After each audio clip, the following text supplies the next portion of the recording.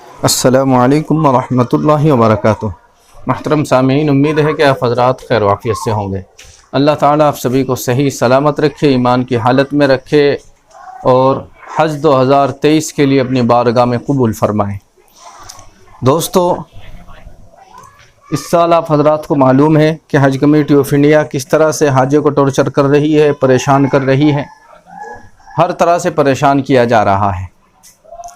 آج بھی میں آپ کو کچھ واقعات بتانے والا ہوں کہ ایک جگہ تو حاجی کو اتنا پریشان کیا گیا کہ اس کے دل کا دورہ پڑ گیا ہے، اسے فوراً اسپتال میں داخل کرایا گیا ہے۔ اسی طرح سے کچھ اسٹیٹ سے لوگ حج کو نہ جانے کے درخواست کینسل کر رہے ہیں، حج کو جانے سے منع کر رہے ہیں، چونکہ اتنی مہنگی قسط وہاں کر دی ہے تو وہ لوگ بھی پریشان حال ہیں۔ تو یہ ساری باتیں اب اس ویڈیو میں بتاؤں گا، اس کے بعد آپ کے سوالوں کے جواب بھی انشاءاللہ اسی ویڈیو میں آپ کو بتاؤں گا، اس لیے ویڈیو کو لاسٹ تک دیکھیں۔ دیکھیے، پہلی خبر حیدرآباد سے ہے، جو 23 مئی کی ہے۔ گورنمنٹ ایریا ہاسپٹل نامپلی میں ٹیکہ اندازی کے منتظر عازمین حج کو قطار میں لائن میں دل کا دورہ پڑنے کے سبب انہیں فوری عثمانیہ دواخانہ منتقل کیا گیا، جہاں انہیں ابتدائی طبی امداد کی فراہم کی گئی۔ تلنگانہ حج کمیٹی و محکمہ صحت کے اشتراک سے شہر حیدرآباد کے 4 سرکاری دواخانوں میں عازمین حج کے لیے ٹیکہ اندازی کا انتظام کیا گیا، جہاں نامناسب انتظامات اور عازمین کے ہجوم کے سبب بھیڑ کے سبب بد نظمی پھیل گئی اور سینکڑوں عازمین کو آج بھی ٹکا نہیں لگا اور نہ ان کا روایتی معائنہ کیا جا سکا۔ نامپلی ایریا ہاسپٹل کے علاوہ ملک پیٹ ایریا ہاسپٹل میں عازمین کے ازدحام بھیڑ کو دیکھتے ہوئے محکمہ صحت اور دواخانہ انتظامیہ نے پولیس کو طلب کیا، پولیس کو بلا لیا، جبکہ حج کمیٹی کی جانب سے جن مقامات پر ٹیکہ اندازی کے انتظامات کیے گئے تھے وہاں غیر مؤثر انتظامات کے سبب بد نظمی پیدا ہوئی۔ سابق میں حج کمیٹی IPM سے ٹیکہ حاصل کر کے حج ہاؤس میں ٹیکہ اندازی کا انتظام کیا کرتی تھی۔ اس کے علاوہ اسرا دواخانہ میں عازمین کی ٹیکہ اندازی کا انتظام کیا جاتا تھا، لیکن اس بار تبدیلیوں کے سبب عازمین حج میں برہمی پائی جا رہی ہے، چونکہ گزشتہ یوم پچھلے دن ٹیکہ اندازی کے افتتاح کے نام پر بغیر کسی منصوبے کے تحت تمام حاجیوں کو حج ہاؤس پہنچنے کی ہدایت دی گئی، لیکن بیشتر عازمین کو دن بھر انتظار کے باوجود ٹیکہ اندازی نہیں کی گئی، ٹیکہ نہیں لگایا گیا اور انہیں ہدایت دی گئی کہ وہ آج حج ہاؤس کے علاوہ شہر کے 4 دواخانوں نامپلی ایریا ہاسپٹل، کنگ کوٹھی دواخانہ، ملک پیٹ ایریا ہاسپٹل اور خیریت آباد ایریا ہاسپٹل میں ٹیکہ اندازی اور صداقت نامہ صحت کے لیے پہنچے۔ جو عازمین ٹیکہ اندازی کے لیے حج ہاؤس پہنچے انہیں وہاں سہولت نہ ہونے کے سبب واپس کر دیا گیا اور سرکاری دواخانوں جو انتظامات کیے گئے تھے وہ انتہائی ناقص ادھورے ہونے کے سبب Malakpet area hospital, Nampally area hospital اور کنگ کوٹھی ایریا ہاسپٹل میں پولیس کو طلب کرنا پڑا، کیونکہ حج کمیٹی نے کسی طرح کی منصوبہ بندی کے بغیر عازمین کو ٹیکہ اندازی کے لیے پہنچنے کے احکام جاری کر دیے۔ جبکہ اگر حج کمیٹی حسب سابق کور نمبر کے اعتبار اور تاریخ کے تعین کے ساتھ وہ کور نمبر کے حساب سے یا تاریخ طے کر دیتی کہ فلاں دن اتنے حاجیوں کو ٹیکہ لگایا جائے گا تو یہ ہنگامہ آرائی نہ ہوتی، اور اس مرتبہ محکمہ صحت کا تعاون حاصل ہونے کے نتیجے میں عازمین کے کور نمبر کے اعتبار سے انہیں مختلف دواخانوں میں معائنہ اور ٹیکہ اندازی کے لیے الاٹ کیا جاتا تو اس طرح کی بد نظمی کا سامنا کرنا نہیں پڑتا۔ حج کمیٹی عہدیداروں کا کہنا ہے کہ کمیٹی سے روایتی طریقہ کار اختیار کیے جانے کی صورت میں ہنگامی آرائی سے محفوظ رہا جا سکتا تھا، اور محکمہ صحت اگر حسب سابق حج ہاؤس پر ہی طویل مدتی ٹیکہ اندازی کیمپ کا آغاز کرتا تو یہ صورتحال پیدا نہیں ہوتی۔ تو دوستو، یہ تلنگانہ کے اندر، حیدرآباد کے اندر یہ واقعات پیش آئے ہیں، جہاں حاجیوں کو پریشان کیا جا رہا ہے، انہیں بار بار بلایا جاتا ہے، پورے دن لائنوں میں لگایا جاتا ہے، اس کے سبب ایک حاجی کے دل کا دورہ پڑ جاتا ہے اور پریشان ہو کر وہ حاجی شام تک گھر واپس چلے جاتے ہیں، لیکن ان کے ٹیکہ کاری نہیں کی جاتی، ان کے حج کا ٹیکہ نہیں لگایا جاتا ہے۔ اسی طرح سے ایک دوسری خبر میں آپ کو بتا دوں، یہ اورنگ آباد سے کچھ حاجی ہیں، ان کا الزام یہ ہے کہ ریاست مہاراشٹر کے اورنگ آباد سے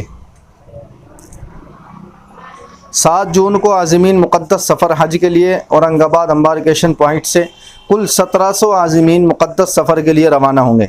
औरंगाबाद के आज़मीन मायूस नज़र आ रहे हैं। वजह यह है कि मुंबई की बनिस्बत औरंगाबाद एम्बार्केशन पॉइंट से जाने वाले हाजियों को तकरीबन 90,000 रुपये फ़ी फ़र्द यानी फ़ी हाजी ज़्यादा रकम अदा करनी पड़ रही है। औरंगाबाद एम्बार्केशन पॉइंट से जाने वाले हाजी तैयब अली का कहना है कि हज की रकम किस्तों में भर रहे हैं। पहली किस्त 81,800 रुपये भरे, दूसरी किस्त 1,70,000 रुपये, इस तरह 2 किस्तों के ज़रिए तकरीबन 2,51,800 रुपये तकरीबन भर चुके। बताया गया कि अगर मुंबई एम्बार्केशन पॉइंट से जाना है तो 70,000 रुपये और भरने होंगे। इस तरह तैयब अली के घर के 4 अफराद हज के लिए जा रहे हैं। उन्हें इजाफी रकम तकरीबन 3.5 लाख रुपए के करीब हज कमेटी ऑफ इंडिया को देनी है। उनका कहना है कि जितनी इजाफी रकम, जितनी ज़्यादा रकम 4 लोगों में भरनी पड़ रही है, इस रकम से घर का एक और फ़र्द जो है, एक और आदमी हज को जा सकता है। आज़मीन का कहना है कि जब उनसे हज कमेटी ऑफ इंडिया की जानिब से हज के लिए फ़ार्म भराए जा रहे थे तो कमेटी की जानिब से कहा गया था कि औरंगाबाद एम्बार्केशन पॉइंट से जाने वाले आज़मीन को 25,000 रुपये ज़ायद अदा करने होंगे। जिसके बाद आज़मीन ने कहा कि अगर औरंगाबाद से डायरेक्ट फ़्लाइट जद्दा जाती तो वो इजाफ़ी रकम 25,000 रुपये भरने के लिए तैयार हैं, लेकिन आखिरी किस्त में पता चला कि औरंगाबाद से जाने वाले आज़मीन को तकरीबन 90,000 रुपये इजाफ़ी देने हैं। जिसके बाद कई आज़मीन ने, कुछ हाजियों ने तो अपने हज के सफ़र को जाने का इरादा रद्द कर दिया और अपना फ़ार्म वापस ले लिया। हुकूमत की जानिब से बताया गया कि औरंगाबाद के आज़मीन को औरंगाबाद एम्बार्केशन पॉइंट से ही जाना होगा। औरंगाबाद से जाने वाले आज़मीन को इजाफ़ी रकम भी भरना होगी।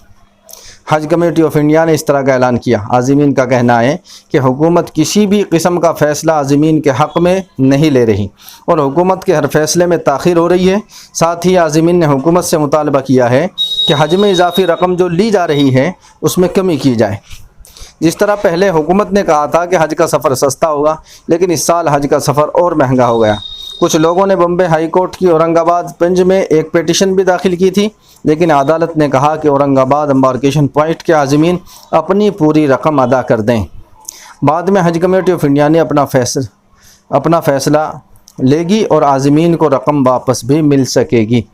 यानी बाद में आने के बाद हज कमेटी ऑफ इंडिया जो है आपको रकम वापस भी दे सकती है, इस तरह की बात कर रहे हैं। लेकिन उम्मीद नहीं लगती इस साल जिस तरह से हाजियों की खाल खींची जा रही है, बिल्कुल उम्मीद नहीं है कि हाजियों को पैसे वापस दिए जा सकते हैं। तो बहरहाल हाजियों के साथ बहुत ही नाइंसाफ़ी हो रही है, गलत हो रही है। हम तो अल्लाह से यही दुआ करते हैं कि अल्लाह ताला सभी हाजियों का जाना आसान कर दे। जो भी मुश्किलात परेशानियाँ उन्हें आ रही है, अल्लाह ताला उन सब को दूर कर दे और अपने घर यानी हज बैतुल्लाह के लिए और मदीना मुनव्वरा की हाज़िरी के लिए सबको कबूल फरमाएँ।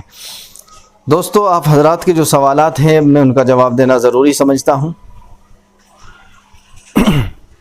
देखिए,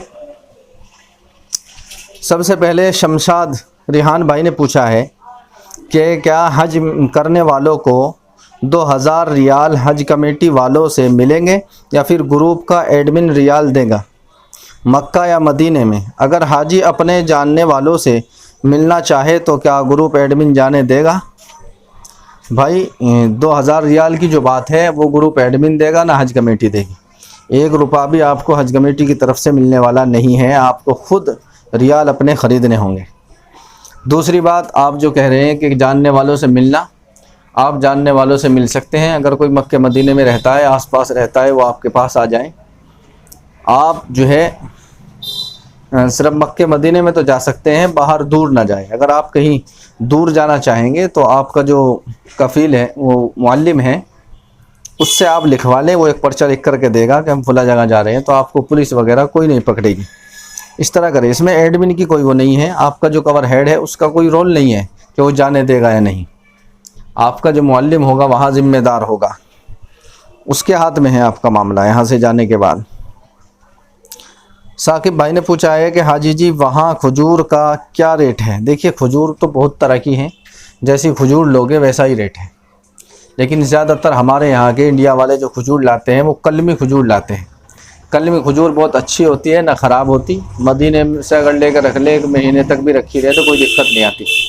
आप कलमी खजूर ले लें जो तकरीबन 10 रियाल, 15 रियाल, 20 रियाल, यानी जैसे अच्छी लोगे ऐसे ही अच्छे रेट है। 20 रियाल की बेहतरीन खजूर आ जाती है।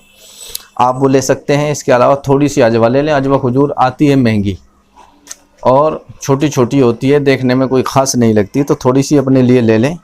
لوگوں کے لیے جو لائے وہ قلمی کھجور لائے، وہ اچھی بھی رہتی ہے اور خوبصورت بھی لگتی ہے، سستی بھی ہوتی ہے۔ ایک کھجور ہوتی ہے مبرون، وہ بھی اچھی ہوتی ہے، اس کا بھی ریٹ تقریباً یہی ہوتا ہے، وہ بھی آپ لا سکتے ہیں، اچھی لمبی لمبی کھجور ہوتی ہے۔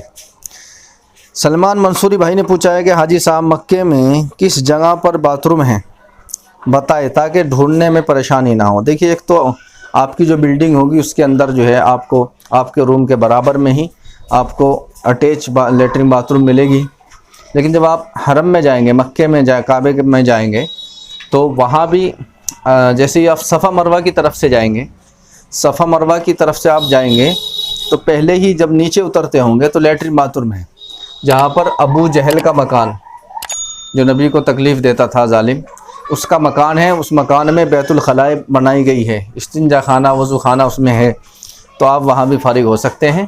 اور اسی طرح سے حرم کے اندر بھی بنائی گئے ہیں، جو وہاں صفائی کرنے والے لڑکے پھرتے رہتے ہیں جن کی ڈریس ہری نیلی ہوتی ہے، آپ ان سے معلوم کر لیں تو وہ آپ کو اچھی طرح سے سمجھا دیں گے۔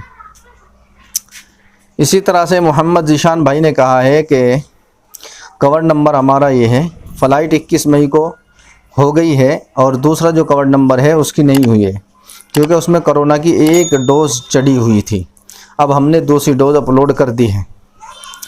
بھائی یہ آپ نے بہت بڑی غلطی کی ہے، آپ نے جو ہے پہلے سے ہم بار بار بتا رہے ہیں کہ دونوں ڈوز لگوا لیں، اس کے بغیر ویزا نہیں لگے گا۔ کچھ لوگوں کا بھی ویزا کینسل ہوا، تقریباً 1100 لوگوں کا، پرسوں ترسوں میں نے ویڈیو ڈالی تھی، تو بہرحال آپ نے اپلوڈ کر دیا، تو انشاءاللہ امید یہ ہے کہ آپ کی فلائٹ ہو جائے گی، لیکن ابھی وقت لگے گا کیونکہ آپ نے ابھی اپلوڈ کیا ہے، تو انشاءاللہ ہو جائے گی آپ کی فلائٹ، کچھ انتظار کریں۔ اسی طرح سے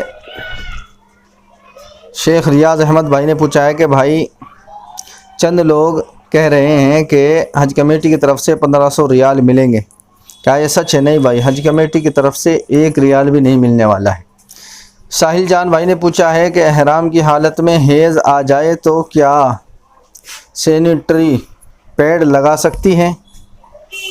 اگرچہ پیڈ خوشبو والا ہو، نہیں خوشبو والا پیڈ نہیں لگا سکتی، ویسے پیڈ لگا سکتی ہے لیکن اگر اس کے اندر خوشبو ہے تو خوشبو والا نہیں لگا سکتی، آپ کو دم پڑ جائے گا۔ اسی طرح سے ایک بہن نے پوچھا ہے کہ میں رامپور یوپی سے ہوں، میرا ٹکٹ نہیں آیا ہے، کب مل جائے؟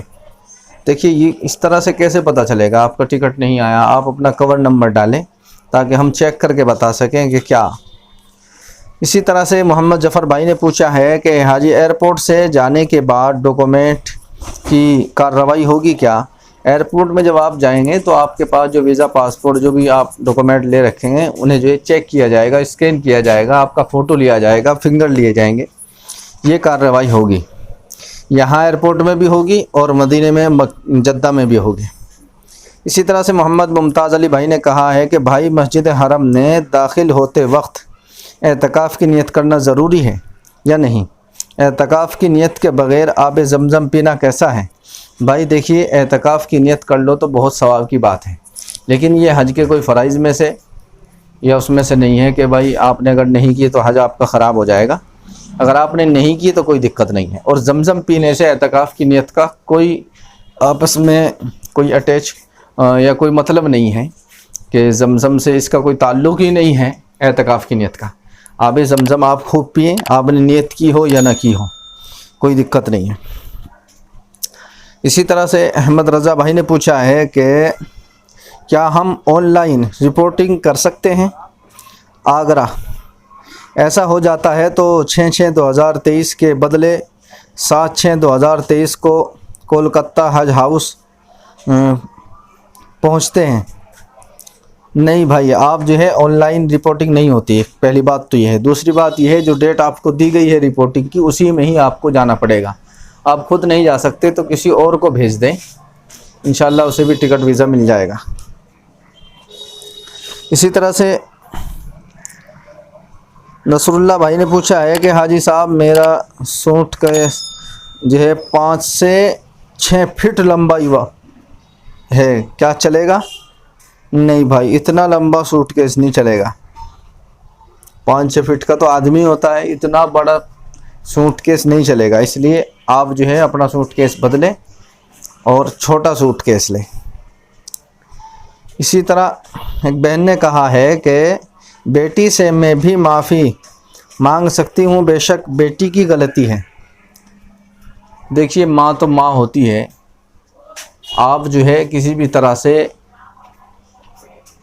कोई बात नहीं, आदमी को छोटा ही बन के रहना चाहिए। अगर आदमी गलती ना होने के बावजूद भी अपने आप को छोटा मान के कह दे कि मेरी गलती है, तो सामने वाला जो है बहुत मुतासिर होता है और उसके दिल के अंदर एक हसरत अफसोस होता है उसे कि वाकई में गलती तो मुझे माननी चाहिए थी। बहरहाल आप उनसे जाकर के सलाम कर लें, मुसाफ़ा कर लें और ये बात कह दें मिलने के बहाने कि मैं हज के जा रही हूँ, अल्लाह के लिए मुझे माफ़ कर दो, तो इंशाअल्लाह उम्मीद है कि उनका दिल पिघल जाएगा और वो आपको माफ़ कर देंगे। लेकिन अगर वो माफ़ भी ना उन्होंने किया तो न बोलने का जो गुनाह है वो आपके ज़िम्मे से उतर जाएगा।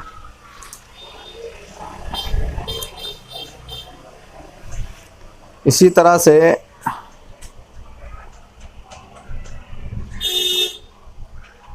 बहन ने कहा है कि विदाउट महरम कहीं ग्रुप का कैसे पता चलेगा, मेरी अम्मी अकेले जा रही है। देखिए, ग्रुप जो है हज कमेटी ऑफ इंडिया ने बनाए हैं। यहाँ से जाने के बाद वहाँ ग्रुप मिलेगा, यहाँ से नहीं, वहाँ ग्रुप मिलेगा। एक बिल्डिंग में इन्हें रखा जाएगा, एक साथ इनको रखा जाएगा जो बगैर महरम के जा रही हैं औरतें।